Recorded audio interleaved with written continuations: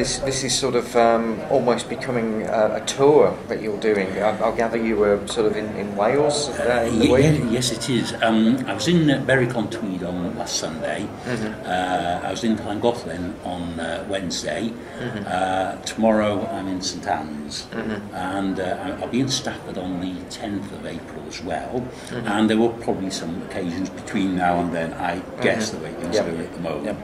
But I'm very happy for anyone who's will help us to promote this awful case and to bring it into the public domain. I'm very grateful for any support we get. I really, if I can possibly do it, I'm very happy to speak anywhere to anyone about this. And I gather that politicians are being particularly reticent to get involved in this in any shape or form. Yes, they are, and it's quite surprising to me that no senior politician has really taken up the cudgels on Hollie's behalf on this one, because this is just an appalling story. Every single journalist who's gone into this has agreed this is one of the worst cases in UK history. It's absolutely appalling. Not only the horror of the case itself, but also the staggering cover-up. And I think there we have the source of the problem. But it's surprising that all political parties seem to be so reticent about doing this. We had difficulty in you may talk about the constituency in which I want to stand in the general election, Aberdeen South. And you might think that the sitting MP there might want to do something, but she hasn't. Her name is Anne Begg, but we may not be coincidental that we discovered that one of her key supporters is a named member of the rape gang.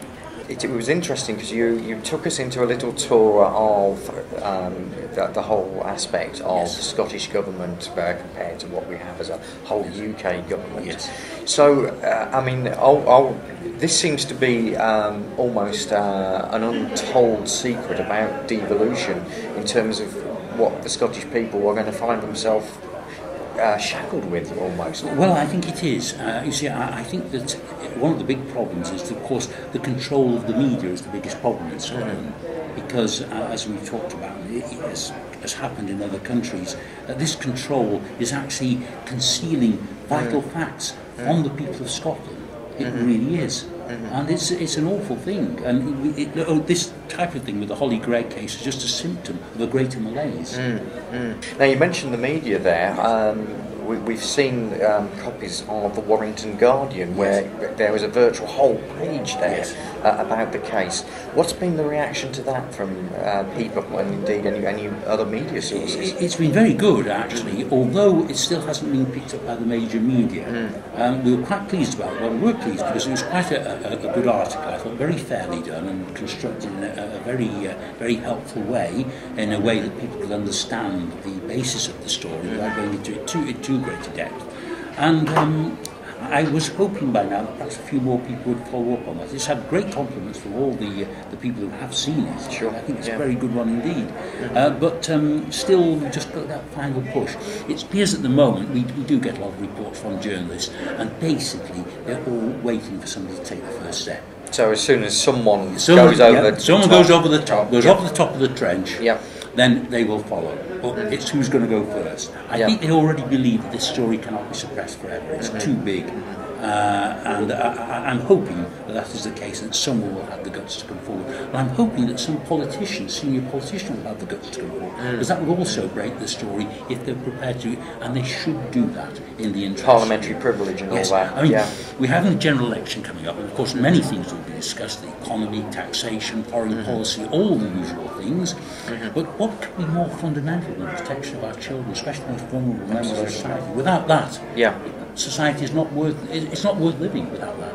So I'm determined, as far as possible, whether I'm able to stand or whether I'm not, that we should do everything we can to address this problem. It really needs to, because it's becoming a question of who governs Britain.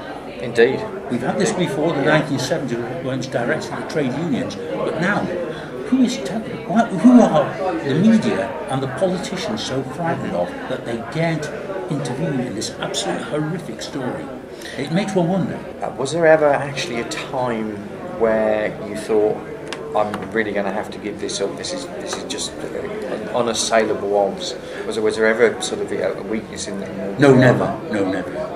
And never for one moment. And of course, the fantastic determination of my clients, Anne and Hollie, is the thing that really has always driven me on this one. Obviously, it's a matter of honour, it's a matter of good against evil, all those things come into it. But personally, I've never ever wanted to give it up, or never thought of giving it up. I thought it was just the most terrible story, and I would regard it as a personal failure if I withdrew from it. The only thing that I would make me withdraw is if my clients wanted me to do it. I'm still governed by what they want to do, but I don't think that's ever going to happen. They're two incredibly courageous people, and of course everybody's underestimated them. Throughout this, I'm absolutely sure that our opponents have always thought that somehow this story could be squashed, somehow. But what nobody counted on was the brilliant gallantry and extraordinary determination of Hollie and Anne Greig. Now, final question. Before the Hollie Greig case, was there anything that came up that made you feel that perhaps there was something wrong with the establishment beforehand? Was there anything that sort of stuck out? Yes, there is, but in a totally different way, because there is a story that I'm still involved in, which is, if anything, bigger than the Hollie story in some respects. Not as horrific, not as awful, but absolutely it's to do with high-profile crime in the travel industry and in the airline industry. It's been going on for about 20 years, and it's been covered up with the connivance of many senior people in politics and in the Metropolitan Police, and that's the next one that I'll be sort of hoping to feature before long. But I want to deal with Hollie's case first of all. That's a priority at the moment. So Hollie first, and then potentially for another alternative view, we can find out about that. So yes, that's tremendous. Robert, thank you very much. It was a pleasure, Alex. This is Alex Gaines for AVTV on the Sunday night of AV4.